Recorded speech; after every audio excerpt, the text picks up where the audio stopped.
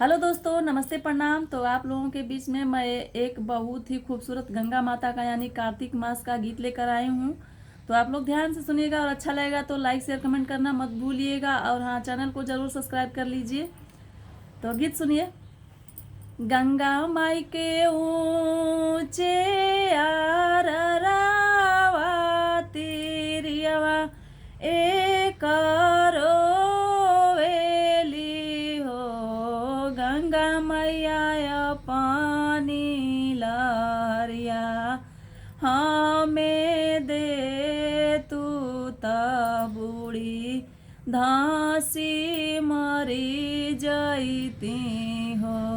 हे गंगा मैया पानी लहरिया हमें दे तू बूढ़ी धासी मरी जैती हो।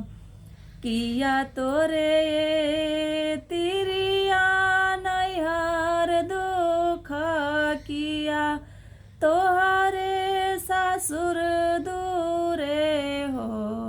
तिरिया किया तोहरे कांता परदेस कौन दुख रोवेलू हो। ए तिरिया किया तोहरे कांता दूर देसे कौन दुख रोवेलू हो। नाही हमरे गंगा मैया नैहर दुख नाही हमारे सासुर हो। ए गंगा मैया नाही हमारे कांता दूर देसे कोखिए दुख रोइला हो। गंगा मैया नाही हमारे कांता परदेसे कोखिए दुख रोइला।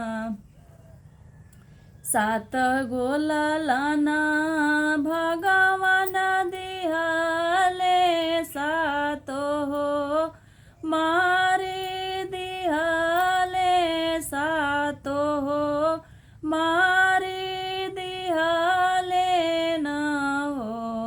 ए गंगा मैया ठामे गर्भ अवतार तयहु क भरोसा नइखे हो।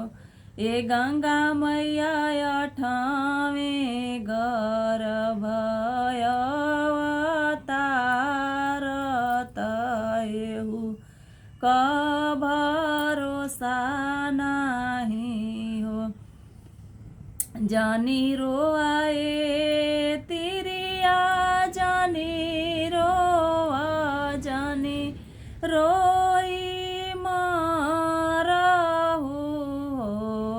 तिरिया अपना बलक हम मर बोत तोहा रोजिया करबो हो। तिरिया अपना बलक हम मरबो त तोह रोजिया करबो हो। गंगा माई के ऊँचे आररावा तिरियवा एक रोवेली हो।